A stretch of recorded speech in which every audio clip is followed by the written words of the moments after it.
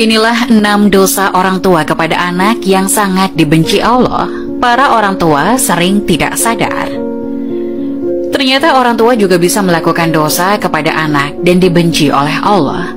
Kadang orang tua tidak sadar dan cenderung mengabaikan dosa besar kepada anak dan dibenci oleh Allah. Dosa orang tua pada anak juga sangat dibenci oleh Allah dan para orang tua harus paham. Agar tidak sering melakukan dosa kepada anak, dosa besar orang tua kepada anak itu sangat dibenci oleh Allah dan sering dianggap sepele oleh para orang tua. Lalu apa saja dosa besar yang orang tua kepada anak lakukan dan dibenci oleh Allah dan sering dianggap remeh oleh para orang tua? Dijelaskan ada 6 dosa besar orang tua kepada anaknya yang sangat dibenci Allah dan jarang disadari orang tua. 1. Kasar pada anak.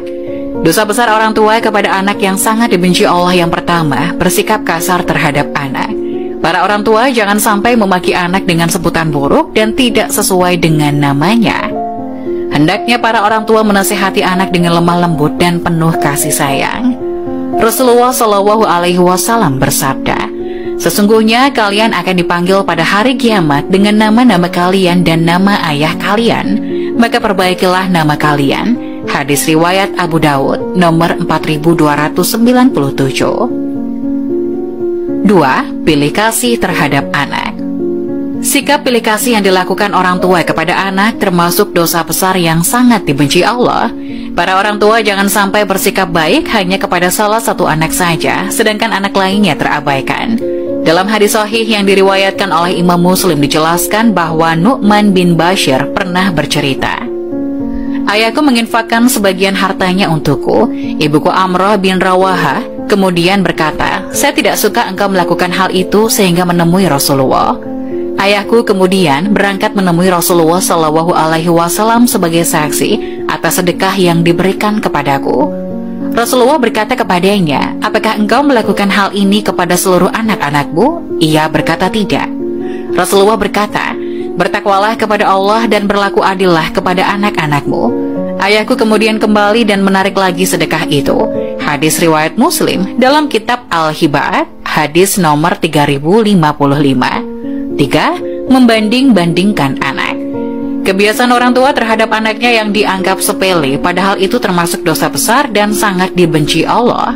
Para orang tua sering membanding-bandingkan anaknya. Sikap ini akan menimbulkan perasaan rendah diri pada anak yang lain. Apalagi jika yang dibandingkan orang tua sesuatu di luar kemampuan anak atau justru kelemahan si anak. Orang tua harus paham setiap anak memiliki kelebihannya masing-masing dan jangan dibanding-bandingkan. 4. Mengekang kebebasan anak. Jangan sampai para orang tua mengekang kebebasan anak, karena itu merupakan dosa yang sangat dibenci Allah. Membiarkan anak bermain adalah salah satu hal yang sangat penting dalam masa pengenalan lingkungan dan menemukan jati dirinya.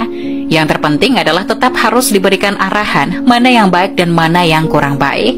Hal tersebut akan menjadikan si anak mampu bergaul dan mendapatkan pelajaran penting mengenai perbedaan. Hindari kekhawatiran yang berlebihan terhadap anak dan harus menjaga keterbukaan anak terhadap orang tua. Hal ini penting ketika anak ada masalah, bisa menyelesaikannya bersama orang tua. 5. Berkata buruk pada anak.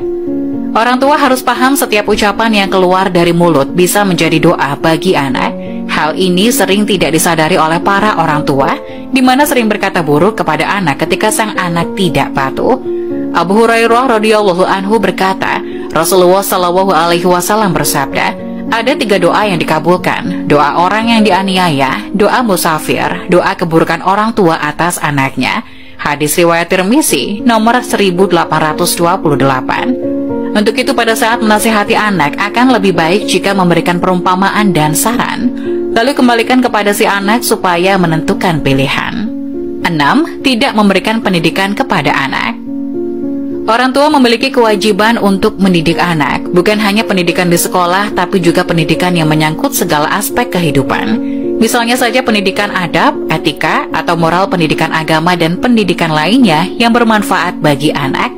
Jika orang tua mengabaikan pendidikan kepada anak, maka bisa dikatakan anak tersebut layaknya anak yatim, padahal masih mempunyai kedua orang tua. Bekal pendidikan penting diberikan kepada anak untuk bekal di masa depan, baik dunia maupun akhirat.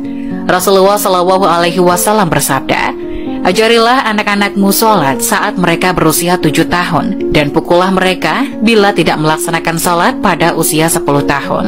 Hadis riwayat Tirmizi nomor 372.